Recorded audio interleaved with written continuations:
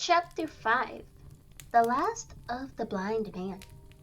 My curiosity, in a sense, was stronger than my fear, for I could not remain where I was, but crept back to the bank again, when, sheltering my head behind a bush of broom, I might command the road before our door.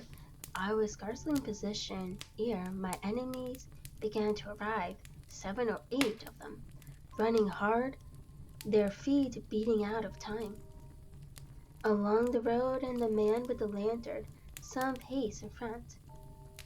3 men ran together, hand in hand, and I made out, even through the mist, that the middle man of this trio was the blind beggar. The next moment his voice showed me that I was right. "Down with the door!" he cried. "Aye, aye, sir," answered 2 or 3, and a rush was made upon the Admiral Benbow, the lantern-bearer following, and then I could see them pause, and hear speeches pass in a lower key, as if they were surprised to find the door open. But the pause was brief, for the blind man again issued his command. His voice sounded louder and higher, as if he were afire with eagerness and rage. In, he shouted, and cursed them for their delay. 4 or 5 of them obeyed at once, 2 remaining on the road with a formidable beggar. There was a pause, then a cry of surprise, and then a voice shouting from the house, "Bill's dead!" But the blind man swore at them again for their delay. "Search him! Some of you shrink lumber, and the rest of you aloft and get the chest," he cried. I could hear their feet rattling up our old stairs, so that the house must have shook with it.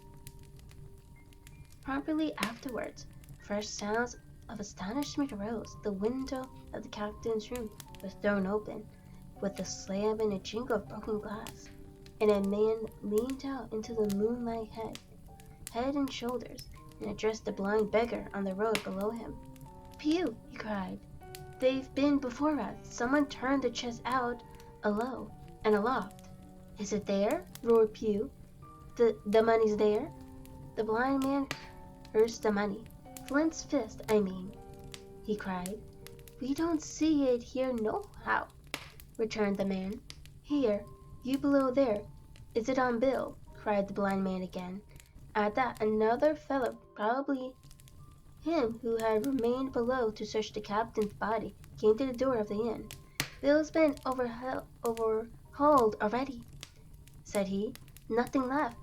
It's these people of the inn. It's that boy. I wish I had put his eyes out," cried the blind man. Pew. "They were no time ago. They had the door bolted when I tried it. Scatter, lad, to find them." Sure enough, they left their glim here, and the fellow from the window, "Scatter and find them," brought the house out, reiterated Pew, shrieking with his stick upon the road.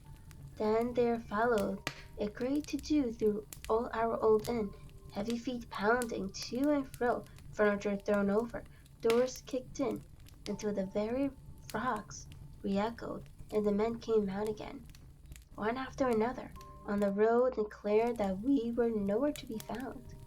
And just the same whistle that had alarmed my mother and myself over the dead captain's money was once more clearly audible through the night, but this time twice repeated.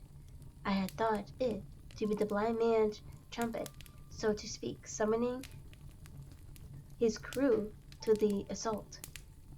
But I now found that it was a signal from the hillside towards the hamlet, and from its effect upon the buccaneers, a signal to warn them of approaching danger.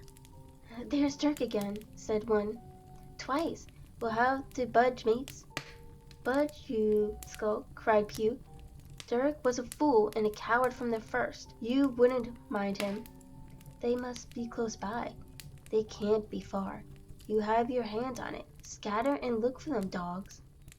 "Oh, shiver my soul," he cried. "If I had eyes." This appeal seemed to produce some effect, for two of the foe began to look here and there among the lumber, but half-heartedly, I thought, and with half an eye to their own danger all the time, while the rest stood irresolute on the road. You have your hands on thousands, you fools, and you hang a leg. You'd be as rich as kings if you could find it, and you know it's here, and you stand there sulking. There wasn't one of you dared face Bill, and I did it, a blind man, and I'm to lose my chance for you? I'm to be a poor, crawling beggar, spongering for rum when I might be rolling in on a couch? If you had to pluck of weevil in a biscuit, you would catch them still. Hang it, Pew. We've got the balloons, grumbled one. They might have hid the blessed thing, said another. Take the George, Pew, and don't stand here squalling. Squalling was the word for it. Pew's anger rose so high at those objections, till at last, his passion completely taking the upper hand, he struck at them right and left in his blindness, and his stick sounded heavy on more than one. These, in their turn, cursed back at the blind miscreant, threatened him in horrid terms, and tried in vain to catch the stick, and wrest it from his grasp. This quarrel was the saving of us. For a while it was still raging. Another sound came from the top of the hill on the side of the hamlet, the tramp of horses galloping, almost as at the same time a pistol-shot flash and report came from the hedge side, and that was plainly the last signal of danger. For the buccaneers turned at once and ran, separating in every direction. One seaward along the cove, one slant across the hill, and so on, so that in half a minute not a sign of them remained but Pew. Him they had deserted, rather in sheer panic, or out of revenge for his ill words and blows, I know not. But there he remained behind, tapping up and down the road in a frenzy, and groping and calling for his comrades. Finally he took a round turn and ran a few steps past me towards the hamlet, crying, "Johnny, Black Dog, Dirk, and other names. You won't leave old Pew, mates?" Not old Pew. Just then the noise of horses topped the rise, and 4 or 5 riders came in sight in the moonlight, except that folk galloped down the slope. At this Pew saw his error and turned with a scream and ran straight for the ditch, into which he rolled. But he was on his feet again in a second and made another dash, now utterly bewildered, right under the nearest of the coming horses. The rider tried to save him, but in vain. Down went Pew with a cry that rang high into the night, and the 4 hoofs trampled and sprung him and passed by.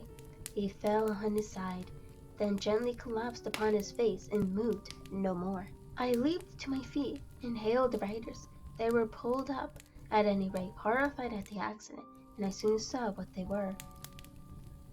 One tailed out behind the rest was a lad that had gone from the hamlet to Dr. Livesey. The rest were revenue officers whom he had met by the way, and with whom he had intelligence to return at once. Some news of the lugger and Kit's Hall had found its way to Supervisor Dance and sent him forth that night in our direction, and to that circumstance my mother and I owed our preservation from death. Pew was dead, stone dead. As for my mother, when we had carried her up to the hamlet, a little cold water and salt, and that soon brought her back again, and she was none the worse for her terror, though she still continued to deplore the balance of the money. In the meantime, the supervisor rode on as fast as he could to Kit's Hole, but his men had to dismount and group down the dingle, leading and sometimes supporting their horses, and in continual fear of ambushes, so it was no great matter for surprise that when they got down to the hole, the lugger was already underway, though still close in. He hailed her, a voice replied, telling him to keep out of the moonlight, or he would get some lead in him, and at the same time a bullet whistled close by his arm. Soon after, the lugger doubled the point and disappeared. Mr. Dance stood there, as he said, like a fish out of water, and all he could do was dispatch a man to B to warn the cutter, and that, said he, is just about as good as nothing. They've got off clean, and there's an end. Only, he added, I'm glad I trod on Master Pugh's corns, for by this time he had heard my story. I went back with him to the Admiral Benbow, and you cannot imagine a house in such a state of smash. The very clock had been thrown down by those fellows in their furious hunt after my mother and myself, and though nothing had actually been taken away except the captain's money bag and a little silver from the till, I could see at once that we were ruined. Mr. Dance could make nothing of the scene. They got the money, you say? Well then, Harkins, what in fortune were they after? More money, I suppose. No, sir, not money, I think, replied I. In fact, sir, I believe I have the thing in my breast pocket, and to tell you the truth, I should like to get it put in safely. To be sure, boy, quite right, said he. I'll take it if you like. I thought perhaps Dr. Livesey, I began. Perfectly right, he interrupted very cheerily. Perfectly right, a gentleman and a magistrate. And now I come to think of it, I might as well ride round there myself and report to him or Squire. Master Pugh's dead when all's done. Not that I regret it, but he's dead, you see, and the people make it out against an officer of His Majesty's revenue, if make it out they can. Now I'll tell you, Hawkins, if you like, I'll take you along. I thanked him heartily for the offer, and we brought back to the hamlet where the horses were. By the time I had told Mother of my purpose, they were all in the saddle. Dogger, said Mr. Dance, you have a good horse. Take off the side behind you. As soon as I was mounted, holding on to Dogger's belt, the supervisor gave the word, and the party struck out at a bouncing trot on the road to Dr. Livesey's house.